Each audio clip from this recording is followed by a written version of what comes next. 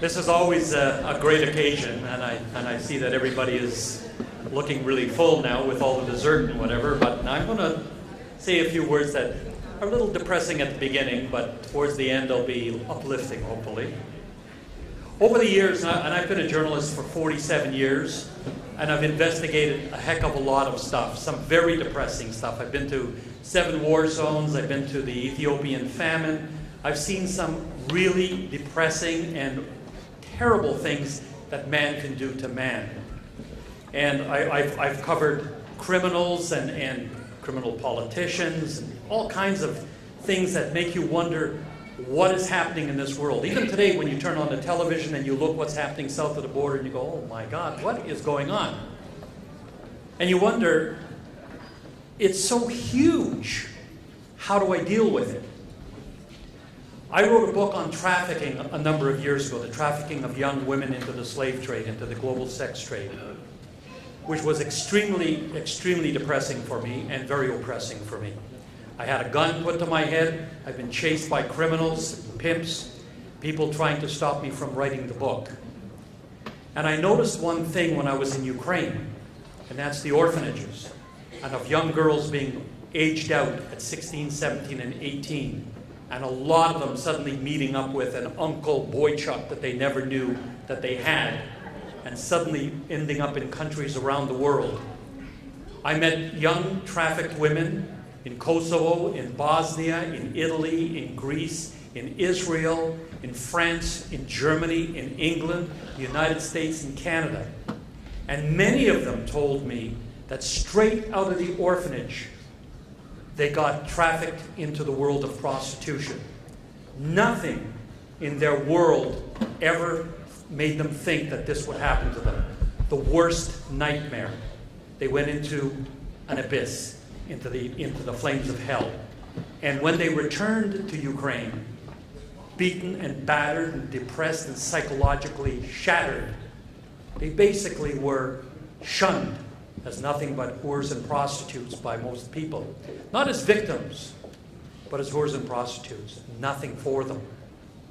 And I knew that what was happening to a lot of the girls was coming straight out of the orphanages. I know life in institutions. I lived in an institution in Montreal when I was a kid. And I know how it can destroy you, how it can make you feel that nobody, absolutely nobody cares about you. They didn't care about me. They didn't care about the 180 guys I was with. And we went into a self-fulfilling prophecy, like all the boys do and the girls do that come out of these places.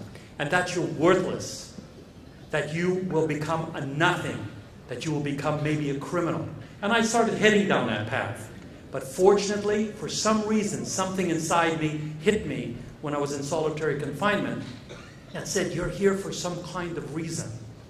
And when I became a journalist in 1970, I went out of my way and said, I'm not just going to report on the meanderings of politicians or some fool making a speech and not telling me anything. I'm going to go out and investigate. And I wanted to investigate and give voices to people who don't have a voice, those who are victimized repeatedly, and say, this is what's really happening.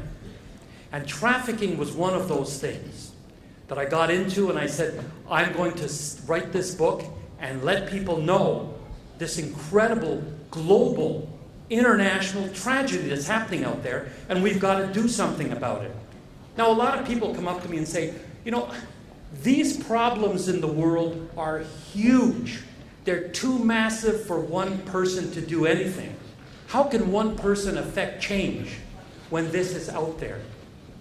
Well, I'm not asking one person to change the world, but I know one person can change the world of another person who really needs their help. And that's what I see here. Here, you are all helping someone. When you look at those photographs over there, and you look at those little girls, they say to your heart, I've done something. You go out and you do something. When I met with Savelia and Betty and way in the early days, and they told me what they were going to do, I said, wow, this is something.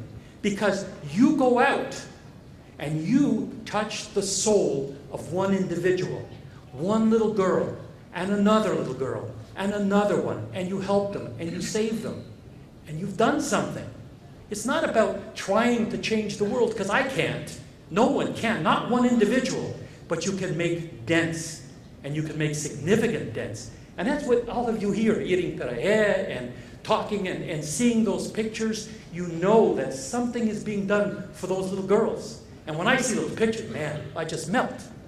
You know, they've written here on the back of this, and it's very important, by supporting NASHI, you give our girls a safe place to live, nutritious meals, medical care, a chance to further their education, and this is what's important, a healing place for childhood wounds, because these little girls have been battered, abused, and wounded beyond anyone's imagination.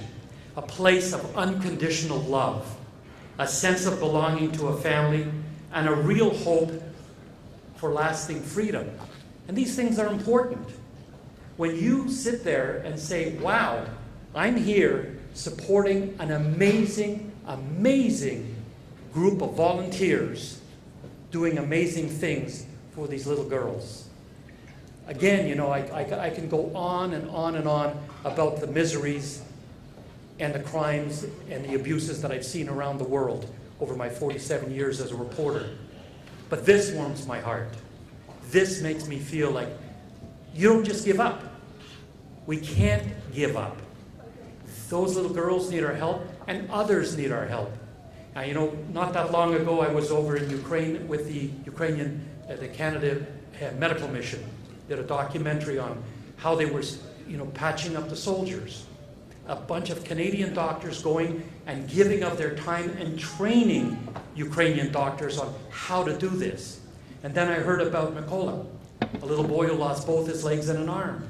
And I made certain that he would get to Canada, and the Shriners flew him in, and they fixed him up and got him prosthetics for his leg and prosthetic for his arm.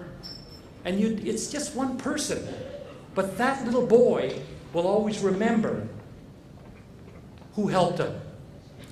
Canadians helped him. The Shriners helped him. They touched the soul of that little boy. And the doctors, when they're looking at each of those patients that they're sewing up, those men who were out there on the front lines, seeing their friends killed and wounded beyond recognition, crying and thanking Canadian doctors and nurses and attendants. It's amazing. Again, they can't change the world, but they can change a life and keep changing lives because they do good things. And what we're doing here tonight, we're doing good things, and they're good people. So I want to thank you for inviting me, and I'm always glad to be here. And I salute NASHI, because I think what they've done is truly, truly God-driven and truly amazing. Thank you.